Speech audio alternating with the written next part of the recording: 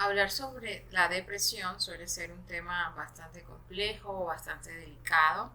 Sin embargo, es un tema que es absolutamente necesario abordar por la cantidad de casos y de pacientes que están experimentando de manera continua todos estos síntomas.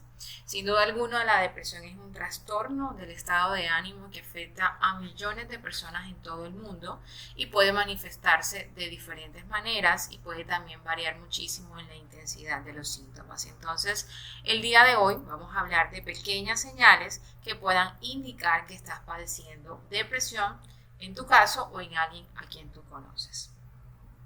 El primer síntoma o la primera característica es que existen unos cambios en el estado de ánimo. Entonces, los pacientes suelen sentir tristeza, pero una tristeza que es patológica en el sentido de que es persistente, que no se va, que no se quita con nada. También puede estar asociado a irritabilidad, falta de interés en actividades que antes a esa persona le gustaban o le resultaban muy placenteras, sensación también de vacío emocional. También estos pacientes suelen tener alteraciones en su patrón del sueño, entonces experimentan insomnio, que es esta dificultad para conciliar el sueño, para mantenerlo o que definitivamente no duermen absolutamente nada. Y en el caso contrario también pueden experimentar hipersomnia, que hace referencia entonces a que estos pacientes duermen demasiado. Tienen dificultad tanto para conciliar el sueño, que era lo que yo les mencionaba ahorita, que es el insomnio de conciliación, pero también podrían tener insomnio de mantenimiento, despertarse muy temprano y mucha dificultad para volver a dormir.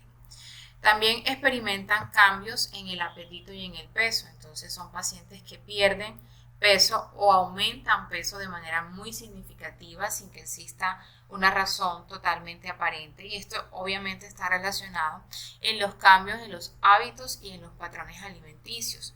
Muchas veces a que el paciente tiene algún tipo de sentimiento de culpa relacionado con la alimentación o que experimenta hiporepsia, que es esta disminución significativa en el apetito. Y esto, por supuesto, repercute en el peso del paciente. Estos pacientes pueden cursar con fatiga y con falta de energía, entonces tienen permanentemente una sensación de cansancio, tienen dificultad para concentrarse en tareas simples, les cuesta muchísimo trabajo llevar a cabo actividades del común que son o suelen ser muy sencillas y tienen esta energía muy bajita para llevar a cabo actividades completamente diarias. Además de eso, son pacientes que suelen cursar con problemas de concentración y también mucha dificultad a la hora de tomar decisiones. Entonces, a nivel del ámbito laboral o a nivel del ámbito académico, tienen mucha dificultad para concentrarse, para poder terminar las tareas que previamente tenían asignadas. Suelen ser muy indecisos, decisiones realmente muy sencillas o muy banales les cuesta mucho trabajo como decidirlo, y también son pacientes que pueden experimentar algunos cambios en la memoria, por ejemplo, olvidos muy frecuentes. Suelen ser personas que prefieren estar aisladas o alejadas de todo ambiente social, entonces empiezan a experimentar retraimiento en actividades sociales como cumpleaños, reuniones familiares, reuniones con amigos.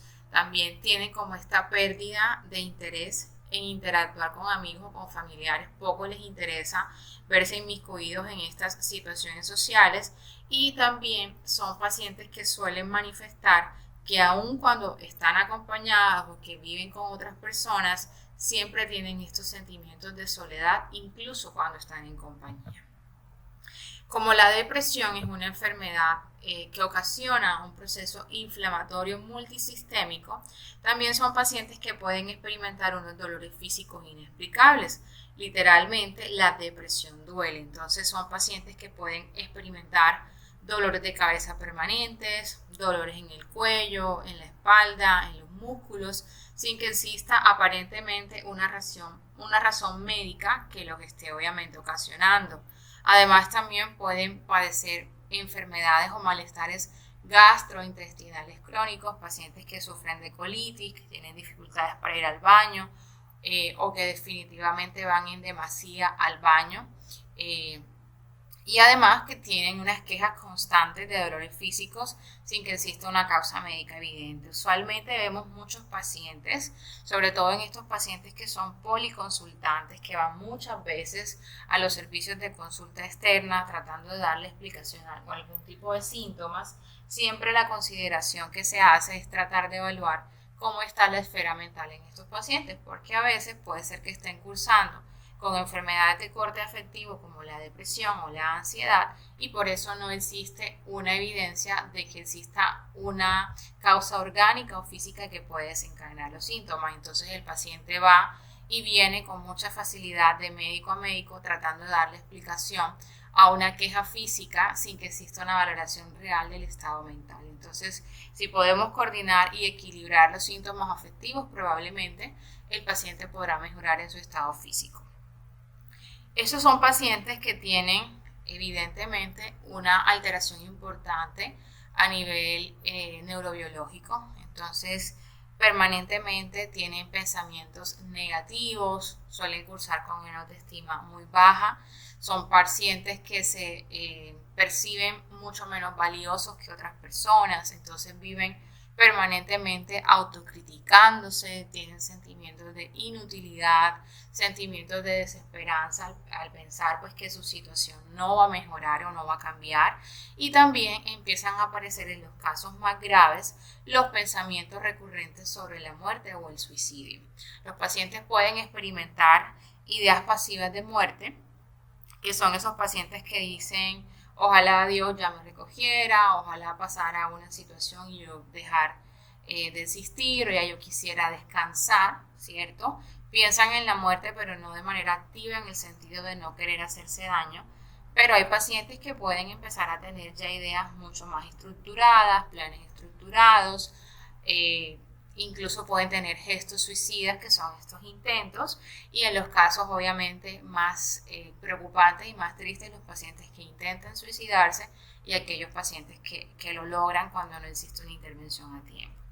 Estos pacientes experimentan también unos cambios en la actividad sexual. Entonces recordemos que el centro del placer está en el cerebro, entonces como existen unos cambios neurobiológicos, los pacientes no solamente pierden el interés en las actividades que antes disfrutaban como los hobbies, sino que también pierden el interés en las actividades sexuales. Entonces experimentan disminución en la libido y también tienen unas dificultades en el rendimiento sexual. Muchas parejas, cuando las personas están padeciendo una depresión que no ha sido controlada o que no ha sido identificada, empiezan a tener dificultades en la intimidad. Existen también unos cambios en el patrón de actividad.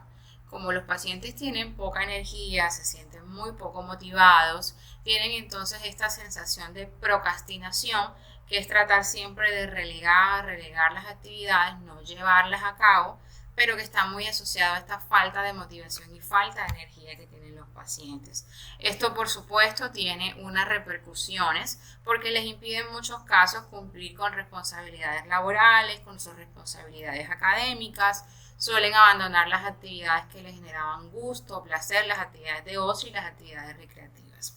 Recordemos también que la depresión sin duda es una condición médica, ¿cierto? Esto no mejora con poner de su parte, con hacer lo mejor que puedes, con tratar de salir adelante, porque muchas veces el paciente lo intenta. Nadie quiere estar enfermo, nadie quiere sentirse de esa forma, pero lastimosamente existen unos cambios a nivel cerebral que no se mejoran si el paciente pone de su parte, que requieren en la mayoría de los casos un tratamiento médico que esté bien instaurado, que un profesional de la salud haya ordenado según las características que tenga el paciente, según la historia clínica, según el abordaje que se haga. Tú puedes decidir qué tipo de tratamiento vas a iniciar con él, porque aun cuando los antidepresivos se agrupan, tienen características distintas, tienen propiedades diferentes, y eso nos permite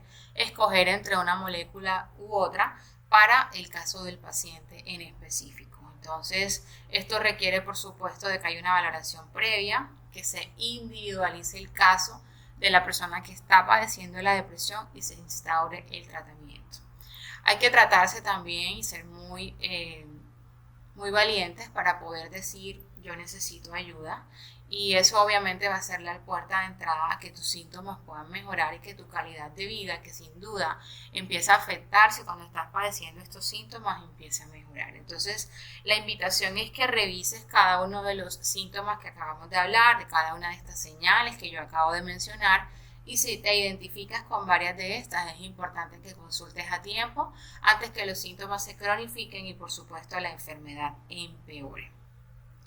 La terapia también es muy importante, es de hecho una de las bases del tratamiento de esta enfermedad, y por supuesto siempre indicamos la adopción de estilos de vida saludable, de prácticas meditativas como el mindfulness, de tratar de empezar a tener una dieta o un plan de alimentación que sea totalmente saludable, balanceado y que aporte de verdad nutrición a tu vida y por ende pues bienestar.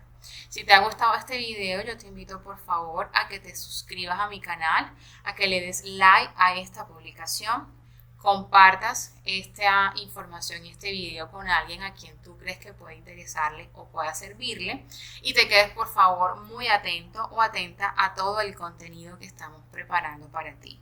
Nos escuchamos en una próxima entrega. Hasta entonces.